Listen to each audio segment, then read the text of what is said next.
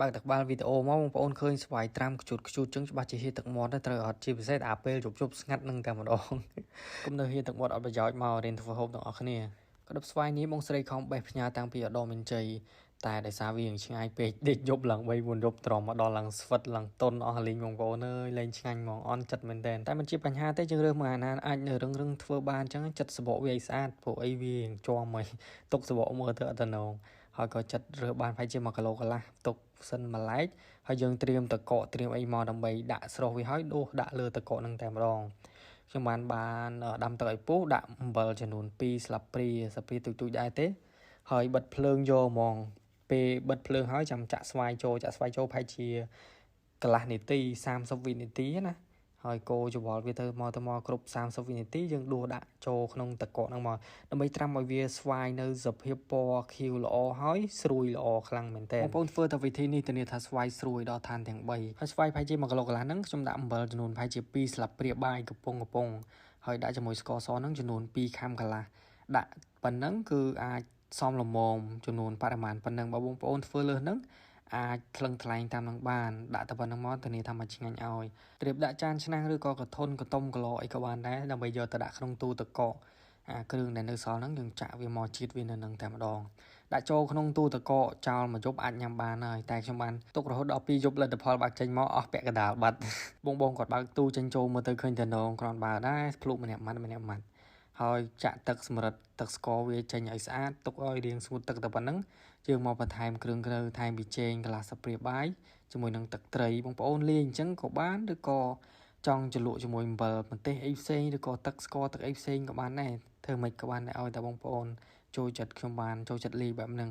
ដាក់ទឹកត្រីបន្តិចមកម្ទេសហើយបន្តិចកូរច្របល់ឲ្យសព្វប៉ុណ្ណឹងរសជាតិយកទៅណាំអស់ព្រោះដោយសារប្រៃផ្អែមអីគឺវាមានស្រាប់ហើយយើងថែមតែទឹកត្រីសុយតិចមកឈ្ងុយមែនតើមើល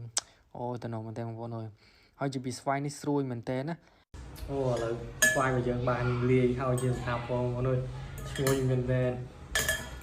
ស្អុយទឹកត្រីតិចហើយលាយជាមួយនឹងម្ទេសហើយថែមប៊ីចេងតិចជួយឆ្ងាញ់ហ្មងអត់ដាក់ស្ករទៀតទេបងប្អូនព្រោះដោយសារមុននឹងយើងត្រាំហ្នឹងដាក់ស្ករច្រើនអូតំណមែនតើបងប្អូនអើយបងប្អូនបានភ្លុកមួយម៉ាត់ជាមួយខ្ញុំបាទអីធានាថា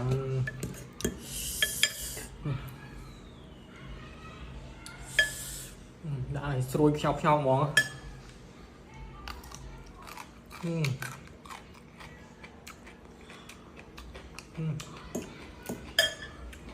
ទៀតប្រៃផ្អែមឆ្ងាញ់មែនទេ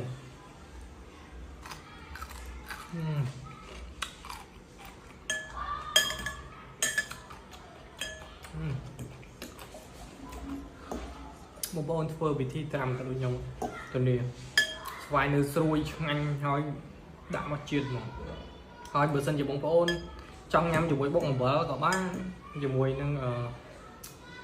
ក្លុកចឹងក៏បានដែរអីញ៉ាំមិនក៏ឆ្ងាញ់គ្នាឲ្យតែយើងលាយគ្រឿងទៅ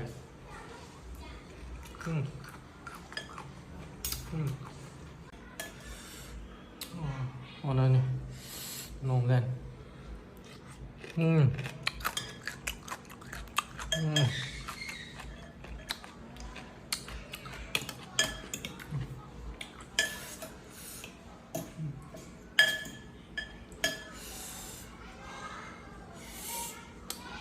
ជាតិហ្មងបងអើយ